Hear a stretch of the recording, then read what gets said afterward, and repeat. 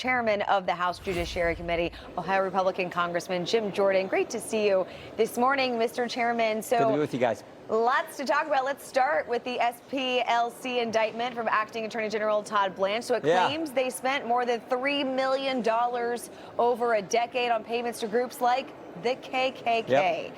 What can you tell us? Where does this go from here? Well, they were promoting the hate that they said they were fighting. Right. And I think the big takeaway is, remember, they're the group that put themselves out there as the standard. They were the be-all, end-all for evaluating who was a good group, who was a bad group. They said Moms for Liberty was an extremist group. The Family Research Council was an extremist group. And I think maybe even more importantly, the Biden Justice Department used the Southern Poverty Law Center to train some of the prosecutors in the Justice Department.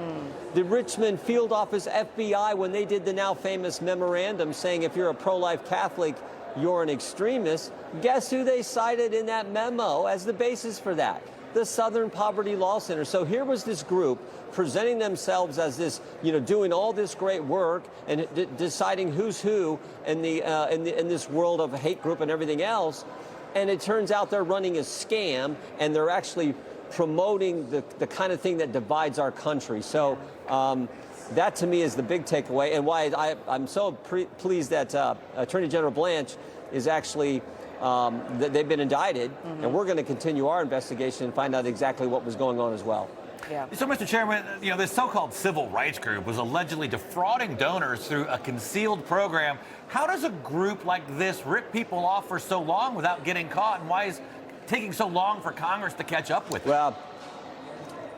Well, I think we had an informant, a whistleblower, come forward to the Justice Department and tell them what was going on. We've always suspected that these guys were just a left-wing group because they were criticizing, like I said, Moms for Liberty and the Family Research Council and other pro-life, pro-family organizations. I think another key question that we're going to ask is, were any of these paid informants, people receiving money who were working inside these terrible groups like the KKK, were any of these individuals also on the payroll of the FBI?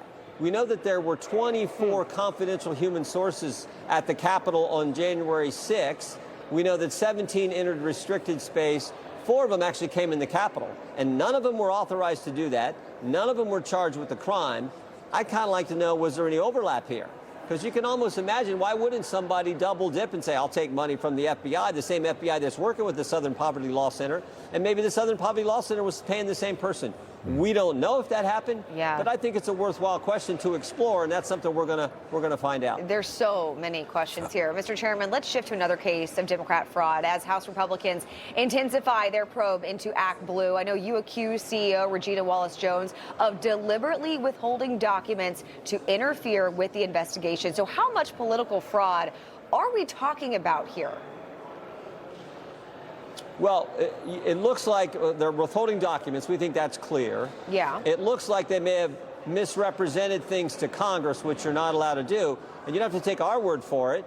Take their lawyer's word for it. Their lawyer is the one who said, hey, when you responded to Congress a couple years ago about how you handled potential foreign contributions, you may have misrepresented things to the United States Congress. You're not allowed to do that. And that's a fancy way of saying you lied to Congress. So looks like they lied to Congress.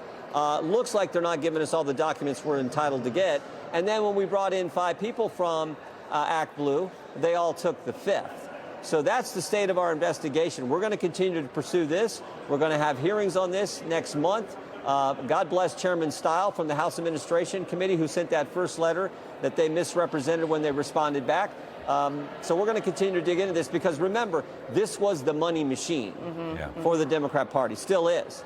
They raised $3.8 billion in the 2024 election cycle. So this is huge money for the left. There were congressional candidates who had never run for office before as a Democrat who were raising $2 and $3 million every single quarter, all coming from ActBlue. And it sure looks like they were taking foreign contributions, which is against the law. I think we've heard that is now drying up since they started looking into it. All right, Chairman Jordan, great to have you with us. Thank you so much.